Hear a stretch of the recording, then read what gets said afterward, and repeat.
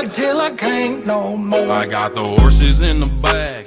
Horse stock is Hello, it's your boy Z here from ZickleZeb. I'm going to be doing an unboxing today, and this is a package that's just come for me, and inside should be the Sony Xperia L4. So without any further ado, let's crack it open and see what's inside. Okay, so here we go. And here we go. So Sony Xperia L4.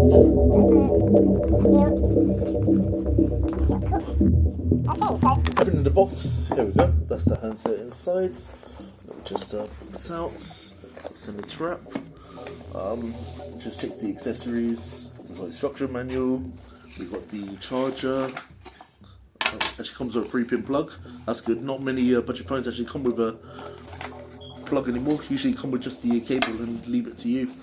Now, in terms of the specification of the actual phone itself, let me open this up. One thing I do like looking at it straight away, I can tell it's one of the widescreen. Proper widescreen actually phone. So this is what we call a 21:9 ratio screen as opposed to just a 16:9. The screen size itself is a 15.7 centimeter HD display. One thing I do like about it is that the front camera is at 8 megapixel, and when you look on the rear, you've got your triple camera, which is a 13 megapixel, 5 megapixel, and a 2 megapixel. Now, the good thing about having the 3 cameras, as you know, is that one of them obviously is your main photo camera. Okay, so the Sony L4 itself comes with Android 9 pre-installed. A bit of a shame actually, because the moment you take it out of the box, it starts looking for Sony's updates as well, which is, you know, a bit annoying actually if you want a phone that you're going to take out and use straight away. Saying that though, obviously with Android 9, there's one thing to take into consideration. Android 11 is out very, very soon, if not already out, and so it does beg to differ as to why they've put such an old Android system on there. But anyway, without further ado, let's take a look at one other thing, and that's the finish on the back. Now, the Sony L4 does come in 2 colours. That's the black that we got here and a blue finish.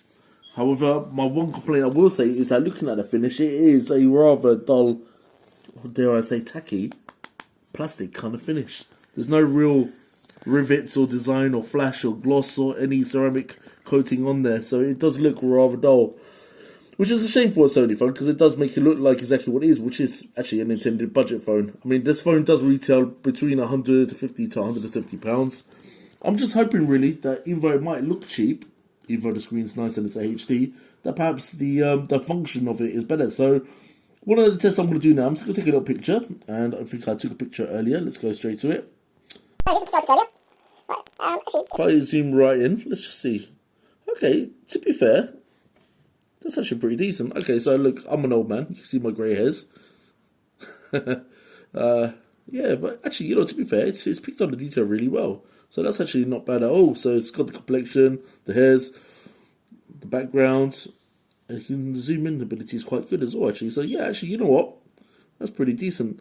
What I'm going to do now, I'm just going to do a little test. I'm going to take a picture of another picture.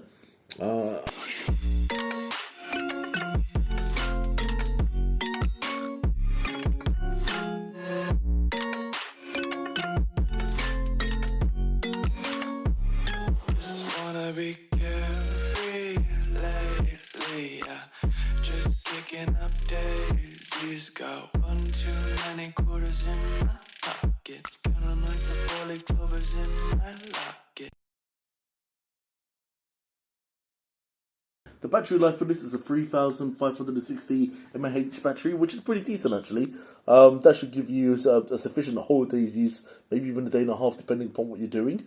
One thing I do like about this also is that you have a simple SIM tray at the side, at the top here. One thing we did notice when we opened it just a bit earlier is that it's actually an Xperia like pop out, which tells you where the SIM goes, so you can't really screw that up. One thing that I do find a bit tricky though is that where you have the power button, and I'm just going to turn that on now, hopefully there's a bit of charge. There we go. I've just noticed we've got the fingerprint sensor next to it as opposed to in the power button. Now, that's a bit of a shame actually. Having the fingerprint sensor in the power button would usually be the best way of doing it, especially on all the new flagship phones. Having it separate means that if you got it in your pocket and you want to open it by fingerprint reader, you have to turn it on and then go back to the fingerprint sensor. So that's a bit annoying. But looking at it, yeah, it looks very nice. It looks very crisp. There we go. Okay, well, looking at the screen. Okay, so I mean, it feels quite responsive. I mean, you know, the resolution is really nice. I mean, that's obviously because it's a full HD screen. It's got NFC. So, in conclusion, the handset itself is a good value, £150 to £160 phone. Can't complain. Features are really good. The camera is really spot on. So if you're looking for a cheaper camera, cheaper video recorder kind of phone, for memories, it's just something as a gift for the family member. Definitely, it's a great phone. There are some subtle features which are a bit of a letdown. I mean, obviously the case is a bit plasticky. You can imagine scratches and stuff appearing on it, probably within a week or two's use. I would definitely say that, look, if this is a phone that you're interested in, you don't want to spend a lot of money, then definitely get yourself a decent case. I would also say that, look, be prepared for a few things. So, like, the brightness, it does get bright, but you will get a lot of glare because of the type of screen it is. So, obviously, trying to view it in direct sunlight might be a difficulty I could see. But you can also see where Sony have made compromises. I mean, at the end of the day, the software is amazing. The hardware is good. It's just a few things where if they use, for example, a different processor, it uses a Mediatek processor. If they use a Snapdragon processor, then I would definitely say, you know, for things like higher spec games like Modern Warfare and stuff like that would be fantastic. I can imagine that some of these games will probably be perhaps a bit low resolution or perhaps a bit laggy. But you know what? You can still do a lot with this phone. It's a very capable phone. I just think for what it is as a budget phone, it's in the very basic to mid-range. I think it's an ideal gift, ideal for someone who's more interested in just photos, occasional use kind of thing. But if you're a die-hard a phone fan looking for high-end games, this wouldn't be the phone for you. But other than that, guys, I hope you liked the little review. Perhaps there's anything you agree or disagree with, or any questions you have about the handset, please do like it and subscribe. Please do leave your comments beneath, and I'll try and get back to you as soon as possible. Thanks very much. Bye-bye.